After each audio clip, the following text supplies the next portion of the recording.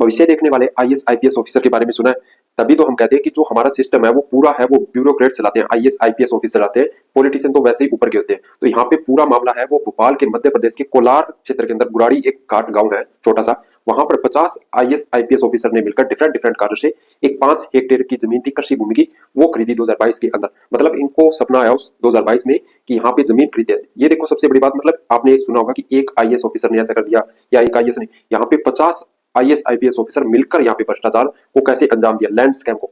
अब ये जमीन थी जो गुराड़ी घाट के अंदर कृषि भूमि थी, 2022 के अंदर यहाँ पे खरीदा गया इसको। लगभग 2.023 हेक्टेयर यहाँ पे भूमि खरीदी गई 2022 के अंदर, और इसकी रजिस्ट्री थी वो 5 करोड़ रुपए की कराई गई और कीमत थी इसकी लगभग 7 करोड़ के आसपास। अब फिर क्या होता है, 2023 के अंदर 16 महीने बाद ही यहाँ पर जो मध्य प्रदेश कैबिनेट गवर्नमेंट है उसने बाईपास मंजूर कर दिया। यहाँ पे जो रोड था बाईपास वो यहाँ से निकल गया ये, और यहाँ से जो जमीन थी इन आईपीएस ऑफिसर्स ने आईएएस ने खरीदी थी वो 500 मीटर दूर थी। अब यहाँ पे दिमाग लगा लो कि अपना उस जमीन की कीमत आज क्या हो सकती है।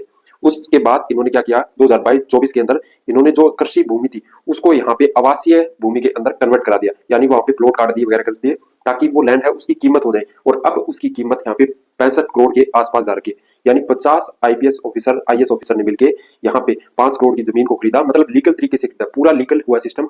लेकिन यहाँ पे क्या इनको पहले से पता था कि जो एक मतलब बाईपास यहाँ से निकलने वाला है लैंड है वो कृषि भूमि, उसकी कोई कीमत नहीं थी, नॉर्मल कीमत थी। और इस रजिस्ट्री में टोटल यहाँ पे 50 का नहीं बल्कि 41 ऑफिसर्स का नाम है कि उनके नाम ये एक जमीन का टुकड़ा 5 हेक्टेयर जमीन का टुकड़ा यहाँ पे 41 ऑफिसर्स के नाम यहाँ पे तहसील के अंदर चढ़ाया गया है पूरा डॉक्यूमेंट में।